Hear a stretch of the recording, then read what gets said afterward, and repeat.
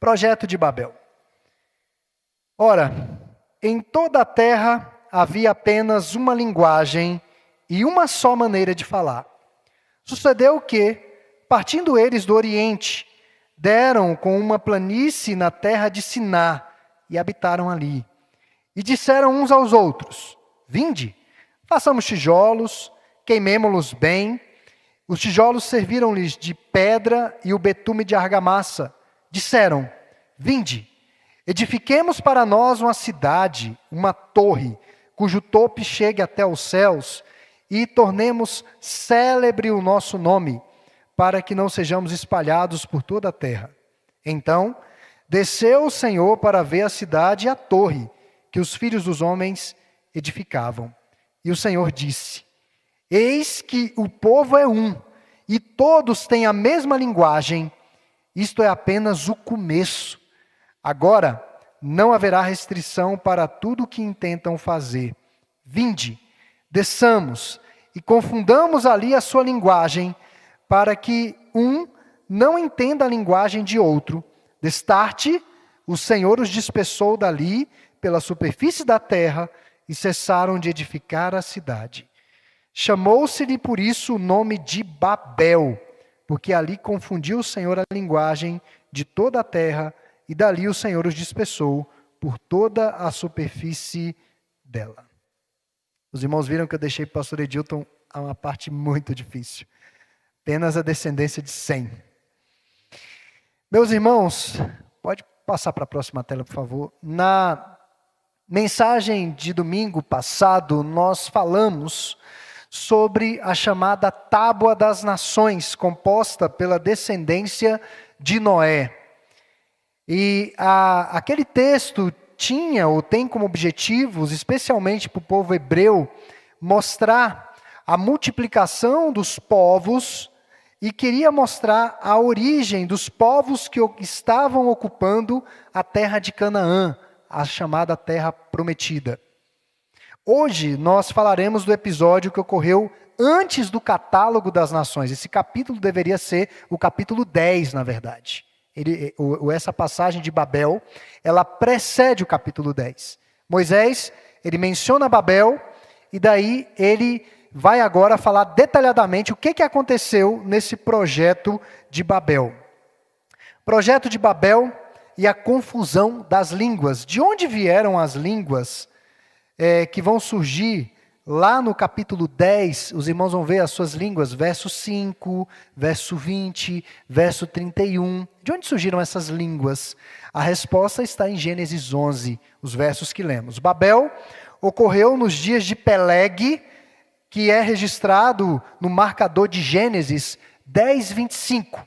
Então, ocorre esse momento de Babel. E o que esse texto nos mostra? Então, nós vamos para a primeira parte, né? Versos 1 e 2 vão nos falar a respeito das mudanças dos filhos de Noé. O período em que havia uma só língua foi quando Noé desembarcou da arca. Era apenas uma linguagem. Eles falavam o mesmo idioma de Adão. Não me pergunte qual é, não me pergunte as palavras, porque não nos é revelado. Mas era a mesma linguagem de Adão. Eles falavam o mesmo vocabulário, no sentido que eram as mesmas palavras, sem nenhuma variação de sotaque. No Brasil, nós temos pelo menos 5 sublínguas, por assim dizer. Se você vai no sul do país, e você está um pouco ali desatento, algumas expressões você não vai entender. Carol, a minha esposa, quando a gente vai no Nordeste, dependendo da região, eles falam bem rápido, né? E às vezes cantando bem rapidinho assim. Eu morei no Nordeste 1 ano. Então eu meio que, eu entendo. Eu entendo. Se eles falarem num certo tom assim, numa altura de voz, que eu tenho um problema de audição um pouquinho, se eles falarem na altura de voz, eu consigo entender. Às vezes eu me sinto o tradutor dela no Nordeste. Conversando com alguém, a pessoa... O que foi que ele falou? Falou isso e isso, pode ficar tranquilo. Está tudo bem. Nada... Mas veja que o português tem várias variações. Se você vai em Portugal, eu acho um português assim, preso, uma coisa presa, mas é o original. Pelo menos é o original, né? Que dizem. É o original. Mas acho meio preso. Você fica ali se esforçando e eles também se esforçam para nos entender. Mas porque a nossa língua materna é o português tropical brasileiro. Mas vejam que na mesma língua existem algumas variações. Quando o texto bíblico, aqui no verso 1 diz que eles se comunicavam com a mesma linguagem, uma só maneira de falar, era no sentido de que não haviam essas variações. Não havia linguagem do interior, né? Não havia isso. Não tinha nada disso, sem variação alguma. Então o entendimento era muito claro. No verso 2 registra a migração dos descendentes de Noé a partir do Oriente. Sem Cã e Jafé ficaram juntos. Eles saíram e resolveram ficar juntos. Talvez por causa da língua, da segurança, da amizade. Afinal de contas, foi um ano de reality show em cima de uma arca suspensa. Então eles talvez pela amizade, pela intimidade que desenvolveram naquele período, a familiaridade, os motivos de casamentos, que os filhos se casaram, então alianças eram feitas. Enfim, eles partiram do Oriente para o Ocidente e ali eles se depararam com a bela planície, a planície de Siná. A ideia de planície aqui era uma terra fértil, e o texto bíblico faz questão de dizer que era uma terra regada por 2 rios, o Tigre e o Eufrates. Quem mexe com fazenda, com terras, sabe que é muito importante um rio, uma represa para as terras, seja para a irrigação do solo, das plantas, daquilo que vai ser plantado, ou para que os animais bebam água.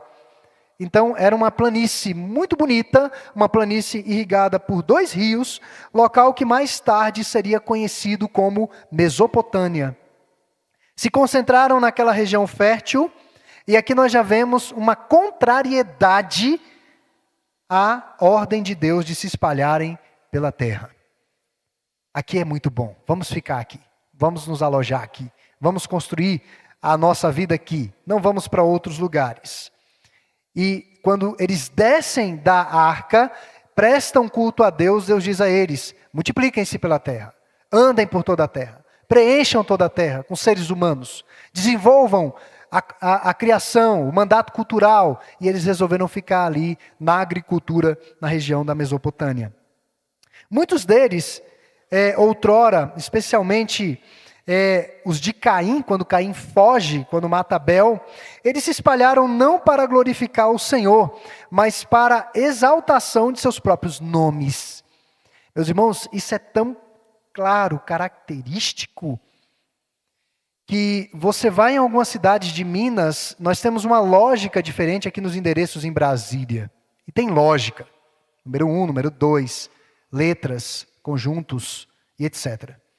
Você vai na algumas cidades de Minas, é um manicômio para você achar um endereço. Hoje tem o Waze, que é um grande parceiro de viagens. Mora na rua José Manuel da Conceição.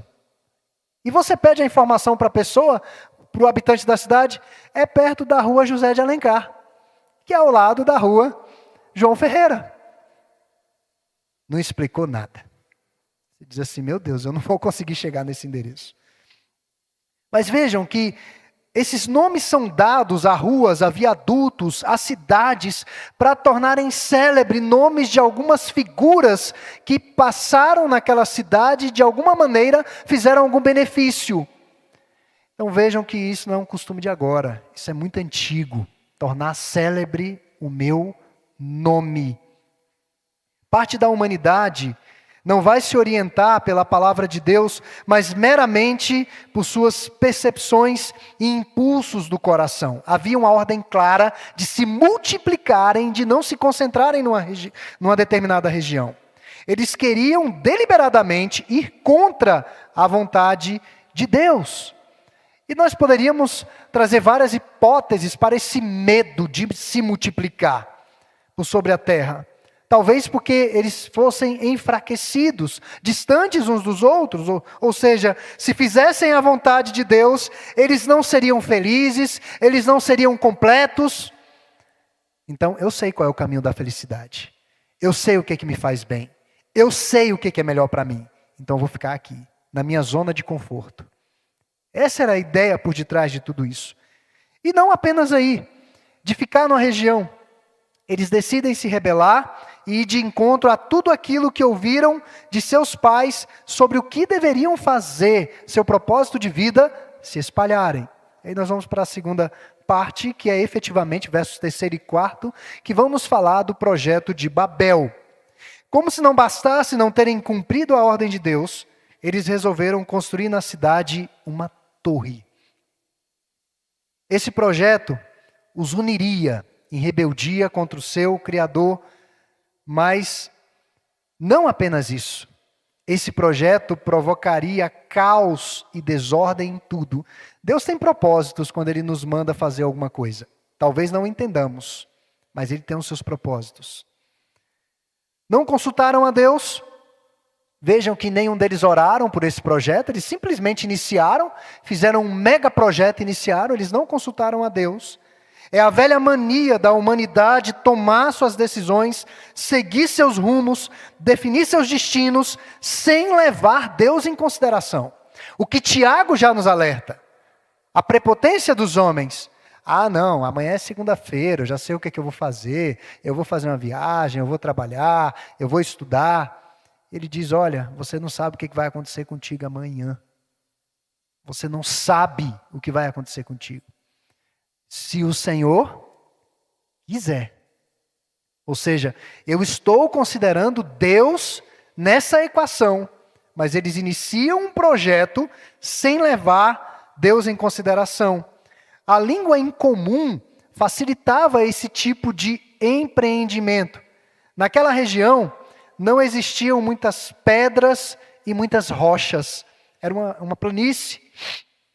Eles usaram então o barro e a argila, e aqui nós vemos um dos primeiros empreendimentos tecnológicos em benefício da humanidade. E olha que foi uma obra grande, a tecnologia sendo trabalhada. Secar ao sol já era uma técnica usada para fazer tijolos. Você colocava ali a argila, a terra, né, a liga, e fazia os moldes e colocava secando ao sol. Mas eles desenvolveram algo inovador, uma fornalha. Eles poderiam produzir mais tijolos, mais rapidamente, mais duros e mais resistentes como rochas. Aquela edificação ia ser bem construída, bem edificada. A região era rica em betume, que é uma espécie de asfalto. Esse betume borbulhava da terra. Decidiram então construir uma cidade, uma torre. E veja a prepotência, cujo topo da torre chegasse aos céus. Sua intenção era ter um ponto de referência para que eles não saíssem da planície. Quando começassem a sair e perder aquela torre de referência, não, vamos continuar por aqui. Aqui é o nosso limite. Desobedecendo o mandato de Deus de se multiplicarem. Meus irmãos, qual seria o mal em construir aquela torre? Mais uma vez nós nos deparamos com a situação que pensamos assim, puxa, mas era uma torre, hoje temos Dubai, uma cidade no deserto, prédios altíssimos, altíssimos, e Deus não desce para quebrar os prédios e confundir línguas. Qual seria o mal em atender o mandato cultural de desenvolver tecnologia, de manipular, de transformar, de usar os recursos da natureza? Qual seria o mal nisso? Qual mal havia na construção daquela torre com tijolos e betume?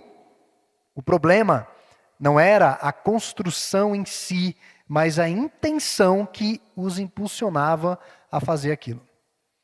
E daí, aqui nós vemos claramente nas Escrituras que eles queriam tornar o nome deles célebre.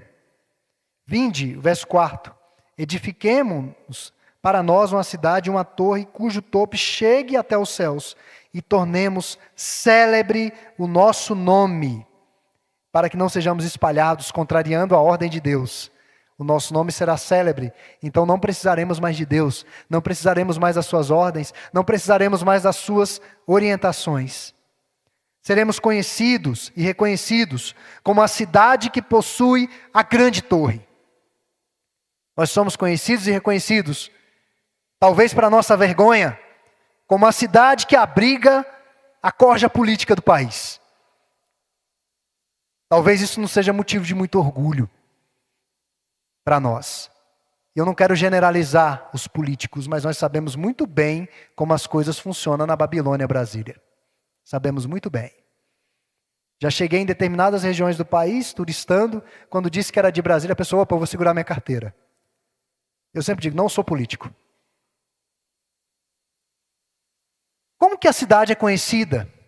Caldas Novas, suas piscinas quentes. São Paulo, as fábricas, o centro econômico do país. Nordeste, suas maravilhosas praias, com águas quentes, às vezes mais quentes que as águas de Caldas Novas. Então, regiões que têm características e peculiaridades. Essa região de Sicá, eles queriam que fosse conhecida como a cidade da grande torre. Nós temos uma grande torre. Havia por detrás disso o desejo de serem famosos, de deixarem a marca deles. Queriam construir um caminho que os levasse até o patamar de Deus, a mesma altura de Deus. Isso é tão magnífico que me equivale a Deus, então eu não preciso de Deus. Eu sou igual a Deus. Eu sou o Deus da minha história. Para que eu preciso de Deus? Em outras palavras, vamos construir uma civilização fundamentada na autoridade, no poder e no domínio. Nós é quem vamos nos definir e não Deus. Olha o que aquela torre simbolizava. E Satanás, o diabo, continua com o mesmo padrão. Satanás diz às pessoas, Deus está segurando vocês, comam do fruto, sejam grandes, sejam autônomos, independentes. O conhecimento de Deus é pífio, é ultrapassado, é obsoleto, tem conhecimentos mais atraentes, mais promissores. É o mesmíssimo padrão adotado por Satanás. Ele continua dando às pessoas do nosso tempo, comam do fruto, sejam grandes, tornem célebre os vossos nomes. Dar honra e glória a nós mesmos. Nós podemos mencionar 2 casos rapidamente nas Escrituras de homens que foram consumidos por esse engodo diabólico maligno. Um deles, bem conhecido, o rei Nabucodonosor, rei de Babilônia. Babilônia, esse nome, tem na sua origem da palavra Babel. Babel deu origem ao nome Babilônia. Nós vamos falar um pouco de Babilônia daqui a pouco. Mas falando do seu soberano, grande comandante, grande vencedor, grande vitorioso, certo dia Nabucodonosor bateu no peito e disse, olha, eu sou grande. Eu fiz grandes coisas por essa cidade, eu construí Babilônia. Nós temos uma das 7 maravilhas do mundo, que são os jardins suspensos de Babilônia. E veja que a grandeza humana é tão tola. Jardins suspensos. Que grande realização. Eu sou o grande de Babilônia. E nós sabemos a história de Nabuco. Nabuco foi tomado de uma demência. E ele ficou tão insuportável que ele pastou como um animal. Como um animal, comendo capim, fora do palácio, fora do grande reino de Babilônia. Quando ele recobra o juízo, ele glorifica o Deus dos céus. Ele reconhece que não foi ele. Mas vejam como as pessoas de hoje ainda são levadas por esse senso de grandeza. Eu realizei isso tudo. O caso de Herodes. Herodes, grande, que queria ser adorado como um Deus. E qual foi o fim de Herodes? Ele morreu com medo de quê? De bicho. Ele não é Deus. Qual é o Deus que morre com medo de bicho? Teve uma doença terrível. Suas vísceras foram consumidas por bicho. Não é Deus. A arrogância se mostra em acharmos que não precisamos do Senhor. Acharmos que somos competentes para tocar a nossa própria vida. Nós podemos encontrar significado e propósito sem Deus na equação. Deus não é necessário. Damos valor exacerbado à criação. Mas saiba que sempre vai existir alguém mais competente, mais bonito, mais forte, mais genial, mais jovem, mais feliz e mais bem-sucedido do que você. Sempre. E muitos continuam tentando seguir de acordo com as regras de Babilônia, desse mundo. Mas eles percebem em um dado momento que eles não vão conseguir chegar lá. E onde é lá? Porque é impossível chegar lá no sistema de Babilônia. Babel queria chegar até os céus. Queria chegar lá. Mas o que chega até os céus, mais adiante, são os pecados de Babilônia. Os pecados sobem às narinas de Deus. A Bíblia afirma que não temos que fazer um caminho que chegue aos céus. É um erro religioso também.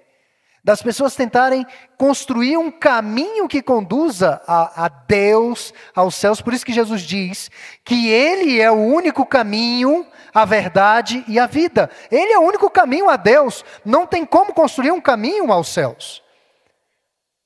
Já passamos do meio do ano, daqui a pouco é Natal. E no Natal nós celebramos que o homem não pode construir um caminho até Deus. É Deus quem vem ao encontro do seu povo. É Deus quem resgata esse povo. É Deus quem faz um caminho perfeito, que é o próprio Jesus. Não sejamos espalhados. Contrariaram a ordem direta de Deus em Gênesis 9:7.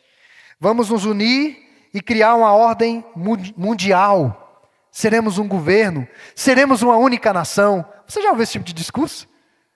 Até nos nossos dias? E os alertas em relação ao anticristo, que ele quer fazer um governo mundial.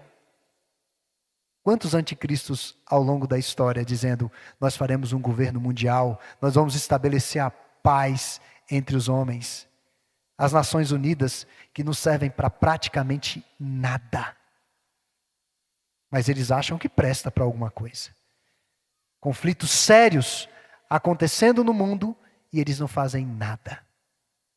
Mas o homem acha que tem condições de criar um governo único, uma nação. Meus irmãos, o mandato de se espalhar já foi cumprido. Isso não é possível mais, embora hoje tenhamos as inteligências artificiais, você consiga ter a interpretação de palestras, de mensagens e etc. Mas nós somos brasileiros, nós gostamos de conversar com a nossa própria língua. Nós temos várias famílias da igreja que moram fora do Brasil, 2 especificamente, que fazem muita falta. E quando eu converso às vezes com um deles, eu pergunto, e aí, vocês estão falando no inglês? Não, em casa é só o português. Os meninos na escola falam, a gente na rua, para os negócios, mas em casa é português. Para não perder essa essência. Então não tem como fazer uma única nação, um único povo, são culturas diferentes. Até no Brasil são tantas culturas diferentes. Tantos costumes diferentes. O pessoal do sul com aquele frio terrível. O pessoal do nordeste, aquele calor maravilhoso.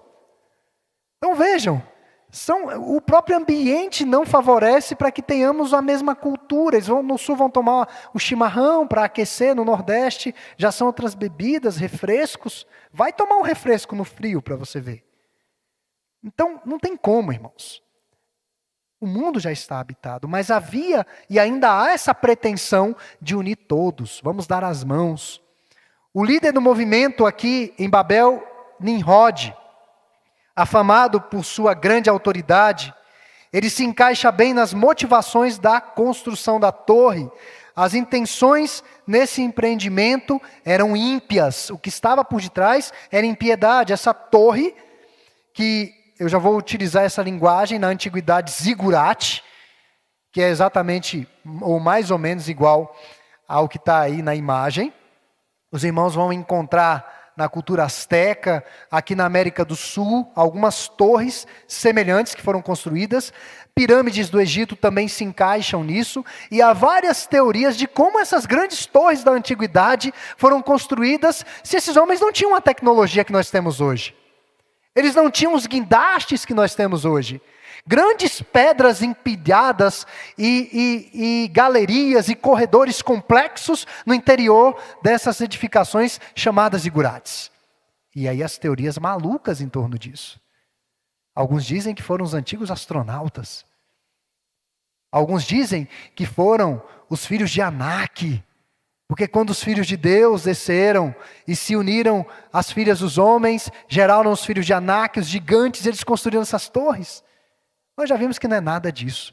Que os filhos de Anak existiam antes desse episódio, que na verdade os filhos de Deus são os anjos. Aliás, os filhos de Deus fazem parte da linhagem de Abel. Eles nada têm a ver com anjos. E essas filhas dos homens são as estrangeiras, descendentes de Cã ou de Caim.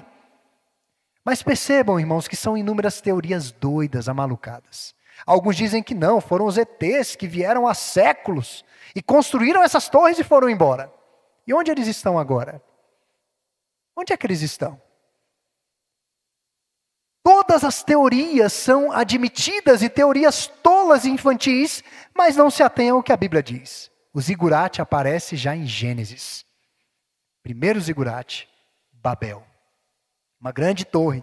E o texto faz questão de dizer que a tecnologia estava sendo desenvolvida. E aqueles homens conseguiram fazer uma torre alta, sim. Meus irmãos, esse grande zigurate era uma torre com escadarias laterais. E na antiguidade eram construções facilmente encontradas. As lendas babilônias diziam que os próprios deuses construíram as torres, como eu falei. Moisés está dizendo que não é nada disso. Nada de deuses aqui. Foram os homens mesmo, com outras intenções. Essas torres são tentativas humanas de se chegar até Deus. Geralmente, no topo da torre, havia um altar pagão, simbolizava local onde os homens se encontravam com Deus. Eles subiam as torres e ali havia um pequeno templo de adoração. Essa torre era símbolo do governo humano unificado. Eles queriam assumir o lugar de Deus, porque só Deus que pode governar todo mundo. Não existe um ser humano, pode ter certeza, com o anticristo talvez isso pareça que vai dar certo, mas nós não temos ainda previsão de que uma pessoa vai ocupar o trono do mundo e vai reinar no mundo inteiro. Na Confissão de Fé de Westminster, é complicado falar isso no culto, às vezes nós falamos na escola dominical, ela diz que o Papa é a besta. Os reformadores tinham um fundamento para dizer isso. Porque o Papa, a figura papal, naquela época, tinha grande autoridade entre os poderosos, as nações. Era uma espécie de governo, ele conseguia pacificar e ele tinha trânsito. Hoje não mais. Ele era um tipo de anticristo mesmo, de besta. Mas nós não temos hoje essa figura. O nosso mandatário do país, os irmãos acham que ele tem assento em todo lugar? E uma voz de comando e de peso? Nem aqui. Não temos essa figura. Mas Babel era um projeto em que eles imaginavam que ali haveria a centralidade do governo e eles teriam controle sobre todo o mundo. Eles queriam formar uma cultura centrada no homem, eles desejavam a glória para si. Olhamos para os babelinos e pensamos, que povo bobo, sem entendimento. Como que você vai construir uma torre que chega até os céus? Como que você vai construir uma torre que no mundo todo praticamente você consiga enxergar? Mas meus irmãos, nós somos mais parecidos com eles do que imaginamos. Toda vez que decidimos ir contra a vontade de Deus, quebrando a sua lei, mesmo tendo ele dito que não é bom, agimos como os babelinos. E o pastor Emílio Garófalo, ele faz um trocadilho, ele diz que são mais tolos que os babuínos. Porque os babelinos sabem a verdade e mesmo assim negam a verdade. São mais tolos que os babuínos. Terceira tela e última, Deus desce, versos 5 a 9. Até agora, o verso 4, Deus não aparece na narrativa. Verso 5, Deus desce para ver o que os filhos dos homens, essa expressão, veja, filhos dos homens, os descendentes do lado mau, da serpente. Deus desce para ver o que eles estavam fazendo. Meus irmãos, quem é o Criador e mantenedor de todas as coisas? É Deus. Essa expressão filhos dos homens, além de descrever essa linhagem que não é a santa, descreve a fragilidade das pessoas. Os homens são cegos, são arrogantes, o que eles estavam fazendo e suas motivações simplesmente despertam a atenção de Deus. E esse texto é um dos textos da Bíblia que tem muitas ironias. Porque eles querem construir uma torre, uma obra grandiosa que chegue até os céus. Mas veja que foi necessário Deus descer para ver essa grande obra, esse grande empreendimento. Talvez Deus estava olhando lá do céu, eu não estou vendo nada aqui. Eles achavam que era muito grande. A ironia, Deus desce. Os homens pensavam que era um mega projeto. Outra ironia, os homens pensavam que estavam subindo até o céu, mas é Deus quem desce. Hoje, nas empreitadas espaciais, como os astronautas ficam numa situação de fragilidade. Eles saem da nossa atmosfera, eles têm que ter ali um depósito de oxigênio, e hoje não, ainda hoje, ou até agora, não é possível fazer uma viagem completa no nosso sistema solar. Porque tem a velocidade da aeronave, eles passariam centenas de anos, ou seja, secaria dentro da aeronave, morreria lá. Então não teria tempo, ou teria que ir, ter filho dentro da aeronave, umas 3 gerações para chegar no planeta, e aí fazer a exploração e voltar. E aí morrer no meio do caminho. Né? Uma coisa meio assim, louca. Como nós somos frágeis. E quanto mais se sai do planeta, mais percebe a nossa condição de filhos dos homens, de fragilidade. Pois eles estavam construindo uma grande torre. Talvez aos olhos humanos era uma grande torre, mas Deus olha assim e diz, eu não estou vendo nada, eu preciso ver. Deus desce. Deus nunca está ameaçado pela rebelião do coração dos homens. Nunca, irmãos. Eu acho impressionante isso daqui. Nós sabemos que vivemos numa sociedade que de maneira geral é anti-Deus, mas Deus nunca está ameaçado em relação aos empreendimentos humanos. Quero chamar a sua atenção para o Salmo 2. Vamos abrir lá no Salmo 2?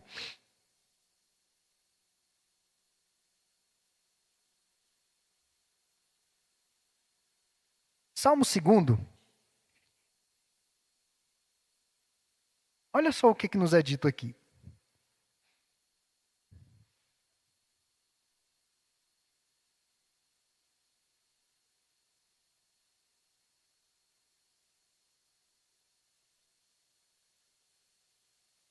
Salmo 2. Por que se enfurecem os estrangeiros, os gentios, os povos que não temem a Deus e imaginam coisas vãs? Os reis da terra se levantam e os príncipes conspiram contra quem? O Senhor, e contra o seu ungido, dizendo, rompamos os seus laços e sacudamos de nós as suas algemas. Ou seja, não precisamos de Deus. Nos livremos de Deus, dos princípios, dos valores de Deus que nos prendem. E você não já ouviu esse discurso por aí? Que o cristianismo habitola, que o cristianismo prende, que o cristianismo cesseia a criatividade, que o cristianismo é uma prisão, especialmente aqueles que saem da igreja revoltados com Deus. Olha o que o Salmo está dizendo. Que os poderosos se unem contra o Senhor dizendo, vamos romper essas cadeias, não precisamos de Deus. Olha o verso 4. Ri-se aquele que habita nos céus, o Senhor zomba deles. Deus não é ameaçado pelos empreendimentos humanos contra ele. Por que Deus ri e por que Deus zomba? Deus tem que descer para ver esse grande empreendimento. Aos olhos dos homens grande, mas para Deus transitório, passageiro, efêmero. Os filhos dos homens planejaram, mas não contaram com uma variável. Eles não contaram com Deus. Deus desce, avalia aquilo tudo, chega a conclusões e deliberações, versos 6 a 7.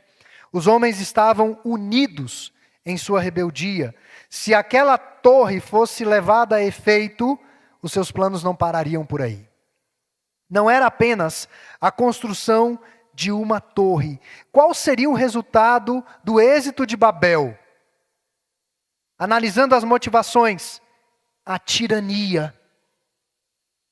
Deus não seria mais o referencial, não a lei de Deus. Um império baseado no homem, na genialidade do homem. Prevaleceria a lei do mais forte. Você já ouviu isso em algum lugar? Prevalece a lei do mais forte? Meus irmãos, Babel continua com toda a força. Com toda a força. Não prevalece a lei do mais forte. Paulo, quando escreve aos Coríntios, ele diz que Deus escolheu as coisas ruins desse mundo, as que não são, as fracas, as débeis, o chamado lixo, escória do mundo. E Deus exalta essas coisas para envergonhar as que são, aos olhos do mundo. Meus irmãos, Babel continua com toda a força. Era a lei do mais forte. Eles ignorariam serem imagodei, a imagem de Deus. Eu quero chamar a atenção dos irmãos. Moisés escreve para um povo que está marchando no deserto, mais de 3 milhões de pessoas, que foram escravas por 400 anos, 4 gerações pelo menos de escravidão, que eles não sabiam o que era liberdade, eles não sabiam o que era ter uma pátria, eles não sabiam o que era ter um hino nacional, eles não sabiam o que era ter um Deus governando sobre eles. Eles não sabiam o que era liberdade. Moisés escreve para esse povo que viu absurdos no Egito, a imagem de Deus sendo escravizada, eles foram objetos de escravidão, enquanto que os animais eram adorados como deuses. Se você for a qualquer galeria sobre cultura egípcia, você vai ver animais sendo idolatrados e adorados como deuses. Babel continua da mesma força. Animais sendo adorados como entes. Eu fico imaginando, né? O pet é um ente. Depois ele vai ser o quê? Um deus? Fazer um memorial ao pet. Ele vai fazer milagres? Porque isso não para, irmãos. Isso não para aí, não. Não se engane, não para aí. Uma inversão de valores. Enquanto muitos estão sendo pais de filhos, enchendo a terra com a glória de Deus, muitos estão sendo pai de gato e cachorro. Meus irmãos, Babel continua muito forte esse projeto. Uma cidade sem Deus como referencial, o que vai imperar é a tirania. Onde você encontra que nós devemos amar o próximo como a nós mesmos, você vai ver isso? Em alguma constituição sem um referencial divino? Não. Restaria o domínio, restaria a opressão. E para evitar esse caos, Deus intervém naquele projeto e de forma miraculosa, Deus fez com que os homens falassem dialetos diferentes. Deve ter sido muito cômico isso daqui. Eles ficaram perdidos. Eu, certa feita, quando vi 2, eu não sei se eram coreanos, japoneses, eu tenho dificuldade, mas eu sei que a língua era muito estranha. Eles tinham os olhos puxados. Mas parecia que eles estavam brigando, era uma discussão. Eu lembro no seminário, tomei o ônibus e entraram os dois, aquela confusão. Eu falei, meu Deus, o que é isso? É briga. Mas eles estavam conversando normalmente. Meus irmãos, Deus confunde as línguas de forma miraculosa. Em Babel, Deus criou o tronco linguístico de milhares de dialetos a partir daquelas línguas. Assim Deus os dispersa, o projeto é abortado, são dispersos como Adão fora expulso do paraíso.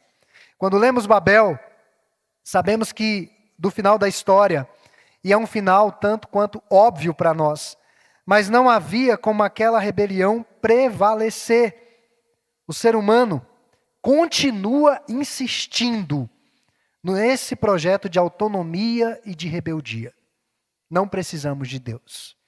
Não precisamos de Deus na universidade, sendo que as grandes universidades da Inglaterra, do norte da América, têm a sua essência, a sua raiz protestante.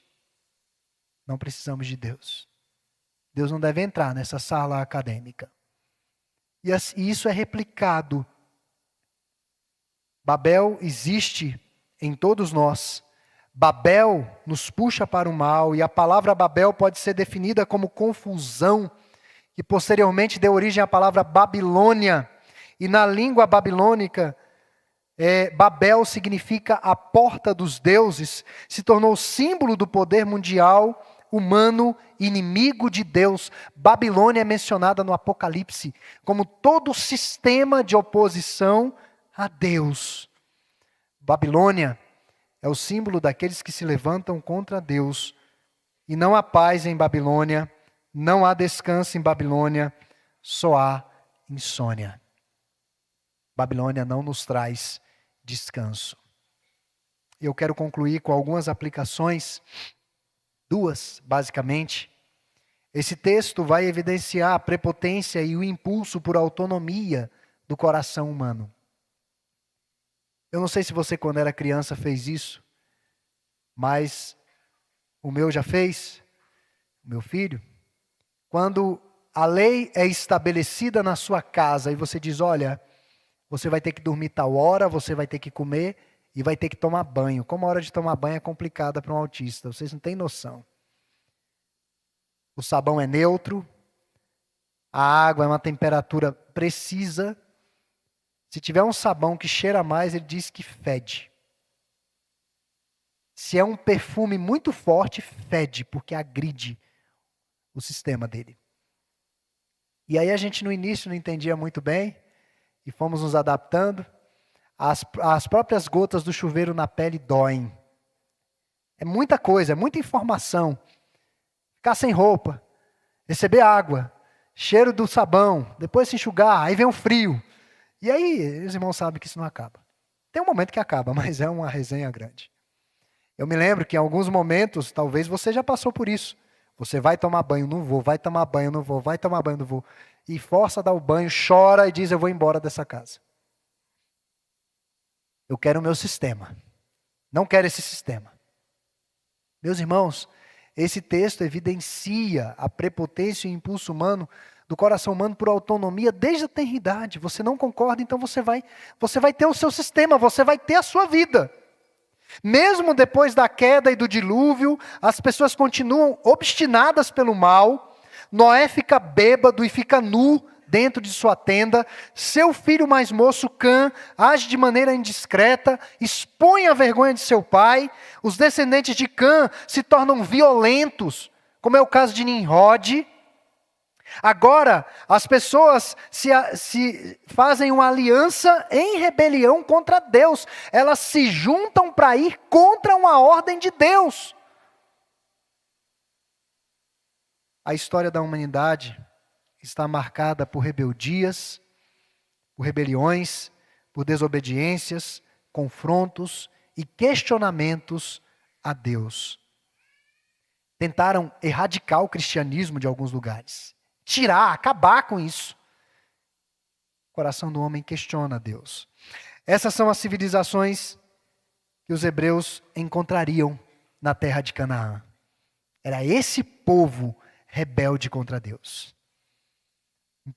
O povo de Deus não teria, quando estivessem atravessando o rio e entrando em Canaã, eles não teriam um mero confronto militar, mas eles teriam um confronto de ideias, de cosmovisões, a chamada guerra cultural.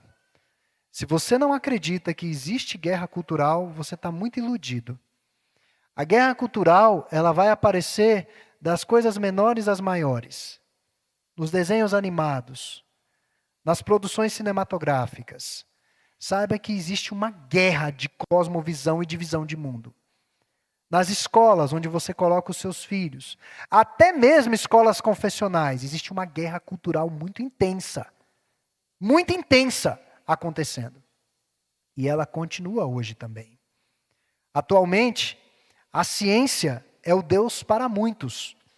Se não é comprovado cientificamente, não quero saber. Tem que ter comprovação científica. E eu não sei se os irmãos já observaram quanta sabedoria não estudada pela ciência ainda com as nossas avós. Quanta sabedoria. Toma esse chazinho aqui. E o chá resolve mesmo, às vezes, né? Você toma e resolve. Quanta sabedoria que nem foi estudada pela ciência. Mas muitos dizem, não, eu só fico com a ciência. O que não tem comprovação científica não serve. É o seu Deus. O homem manipula a natureza com o objetivo de ser Deus, de definir o seu próprio destino, de definir um esquema que não tem lugar para Deus, de manipular a concepção humana ao ponto de dizer, vai ser menino, vai ser menina, vai ter olho azul, vai ter cabelo liso, porque eu quero manipular, eu quero que saia do jeito que eu quero. Nós estamos nesse ponto. Mais ansiosos, mais deprimidos, mais sem sentido de vida, mais vazios, mais superficiais que as gerações de outrora. Hoje, quando nós vemos um casamento, pessoas da minha idade que dizem assim, tenho 20 anos de casado, tenho 43, casei com 26, eu poderia ter casado mais cedo, bem que eu tentei, mas não deu certo. Mas com 43 anos você diz, olha, eu tenho 20 anos de casado, é um absurdo para muitos, mas como é que pode um negócio desse? As pessoas estão mais instáveis, mais ansiosas, mais doentes. Somos produto de uma sociedade que está lutando contra Deus, para ser independente de Deus. Mas quanto mais se afasta de Deus, mais percebe a necessidade dele. O Senhor estabeleceu um povo, uma cultura, que é marcada por culto a Ele, a guarda do dia do Senhor, do dia de descanso. Um povo que valoriza a vida humana, animal também, mas a vida humana acima da vida animal. Um povo que valoriza o casamento heterossexual e monogâmico. O povo da aliança, nós, a igreja. Deus estabeleceu um povo assim. Esse é o caminho delineado por Ele, para que nós trilhemos por esse mundo. Por fim, uma segunda aplicação e última, é que Deus frustra os desígnios do nosso coração, ao mesmo tempo que realiza os seus propósitos soberanos. Parece que tudo está indo por água abaixo. Após o dilúvio, surge Babel, surge Nimrod, mais à frente a Babilônia, e todo esse sistema de ordem mundial baseada na autonomia humana. Parece que a humanidade não tem jeito, parece que a humanidade é um caso perdido. Mas Gênesis 12, e é aí que fui tentado a dar continuidade, mas não daremos. Gênesis 12 nos dará um novo começo, uma esperança.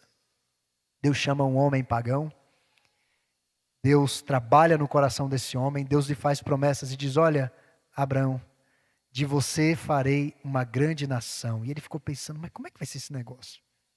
E Deus, quando reitera a promessa, diz, olha, essa grande nação será mais numerosa do que as estrelas dos céus, consegue contar?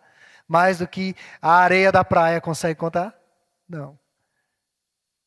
E Deus renova a esperança. Em Abrão, efetivamente, nós temos o nascimento da igreja. É justamente ali. Nasce a igreja, um novo começo. Deus não desanima e não desiste de salvar o seu povo. Se você teme o futuro incerto, marcado pelo crescimento da secularização, da hostilidade ao cristianismo bíblico, saiba que há um Deus nos céus. Ele continua lá, Ele continua reinando, Ele pode fazer tudo, basta um pequeno gesto para Ele derrubar toda a prepotência e o orgulho humano. Só um gesto. Em Cristo Jesus, a separação das línguas desaparece. Pois em Cristo Jesus nós somos um. A igreja é descrita no livro de Apocalipse como uma multidão incontável, integrada por pessoas de todas as tribos, povos, línguas e nações. No céu talvez falemos, não a língua dos anjos, como alguns imaginam, mas dialetos diferentes. Mas haverá o fenômeno de Atos capítulo 2. Nós vamos estar diante do Cordeiro, nos entendendo. Somos um. A despeito das diferentes nacionalidades e culturas, cremos nas mesmas verdades, servimos ao mesmo Deus, Temos o mesmo vocabulário e as mesmas sagradas letras, a Bíblia, na qual Deus fala a nós, até hoje, até a volta de Jesus.